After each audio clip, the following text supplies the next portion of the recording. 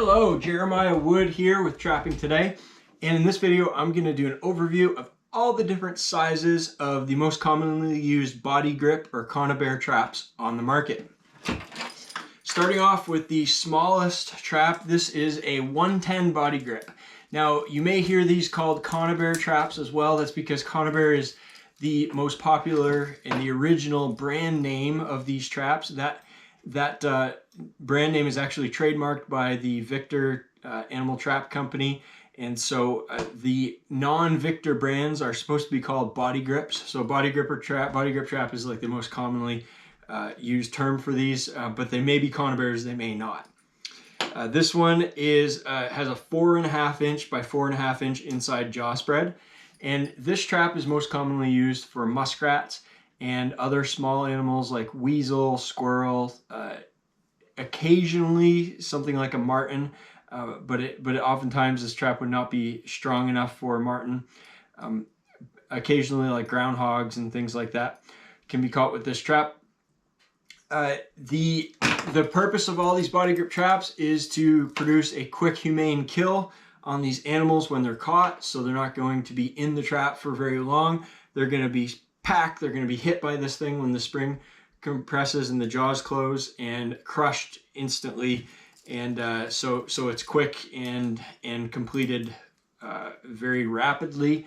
So that's the idea. So when you get into larger animals, even if they can fit their head in this, you don't really want to use this trap because it's not going to get the job done effectively. But that's the 110, most popular for muskrat and mink. The 120 Bodygrip trap is the same exact size in terms of jaw spread as the 110, but the difference is the 120 has an extra spring on the other side of the jaws, and so you have two springs which provide double the power, the closing power, and that's going to close fast and very with a great deal of force. So these are great traps for animals that are going to be a little bit larger, like marten. This is the most commonly used marten trap. It can also be used to catch larger animals in certain situations, like fisher or raccoon or skunk. But primarily, it's going to be a marten, weasel, mink trap, and you can also use it for muskrats.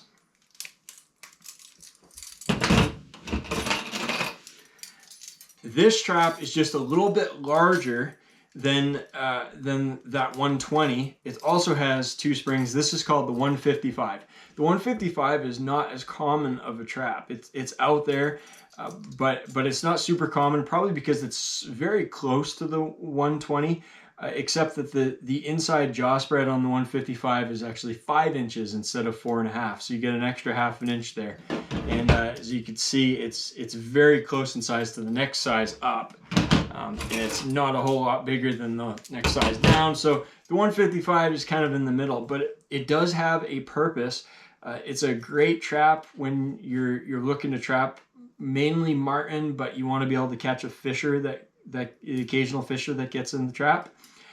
This is an excellent option. The 155 is also great for raccoon trapping if you have traps set up a certain way so that a raccoon is going to be able to stick its head in there and get whacked, and not have to get its entire body in and try to squeeze into this, because it is a pretty tight jaw opening for an animal a big animal to try to get into.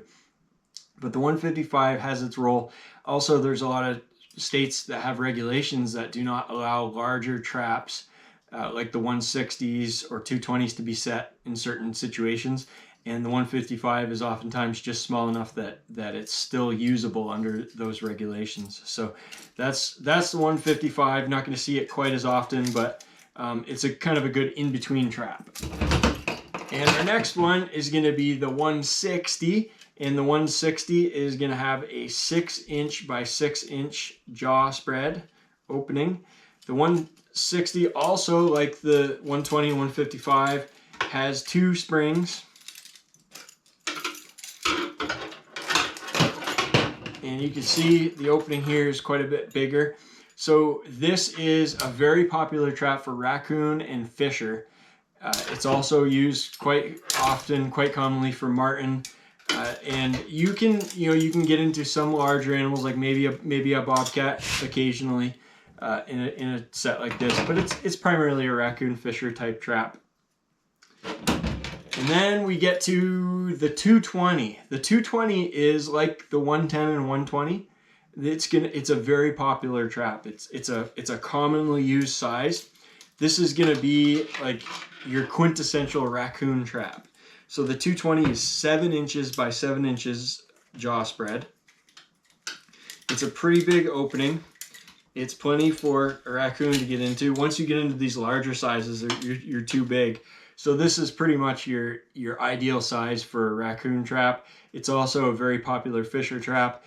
Some people trap marten with it, but it's a huge area for a marten. Marten can often squeeze through here without being caught.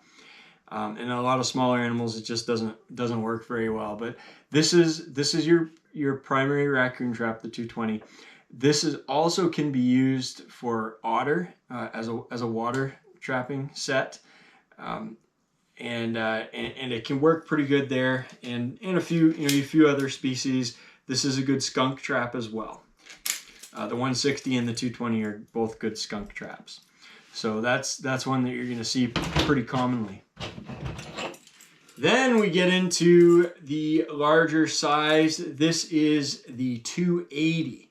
Now this is one that you're not going to see as often. And this one, let me just double check here. Yep, this one is 8 inches. The inside jaw spread of the 280 is going to be 8 inches. This trap, it's going to be, you're getting into a size that's going to be pretty big for any of your land animals, unless you're talking like, fox and coyotes are not going to go into these traps. They're they're built differently. They don't tend to go into these traps. You're going to catch them with foothold traps or snares. But this 280, you're getting a little bit too big for most of your animals, like even raccoons. Some people might use these. Most of the states do not allow these to be set on dry land anyway. They got to be set in the water because you don't want to catch somebody's dog. But these traps are primarily going to be an otter trap. This is, I suspect that the 280 is used for otter more than any other species, more than all other species combined. It's also a good size. You could catch, if you're way up north, you could catch wolverine and lynx in this. But this is pretty much going to be an otter trap. This is also a beaver trap. It's a little bit small for beaver, but you will catch some beavers in these 280s. You'd be surprised if a beaver is in a tight run that it's got to get through. You'd be surprised that they will try. A big beaver will try to go through this opening oftentimes.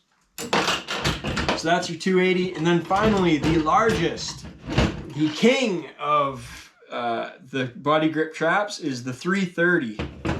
And the 330 is typically going to be a 10-inch jaw spread. There are some models like the Dukes are 9-inch by 10-inch. This one is a actual Conibear brand, and it's 10-inch by 10-inch. This is the beaver trap. The 330 is the beaver trap. You're going to catch beaver in this. You're also going to catch otter in this trap. And if you use it in like a wilderness area and you use it on land, some people catch lynx in these and wolverine. It's a very popular wolverine trap as well. But the 330 is going to be your beaver trap. You don't want to set this on dry land any place you could be catching a domestic animal or something you don't want to be catching. So this is a water trap primarily, and this is what you're going to use to go after beaver. So that's it. That's the overview of the Bodygrip traps. There are a few others, like there's one called the 660. There's a big, massive, huge beaver trap that most people don't use. I don't think it's a cool trap, but I don't think it's necessary.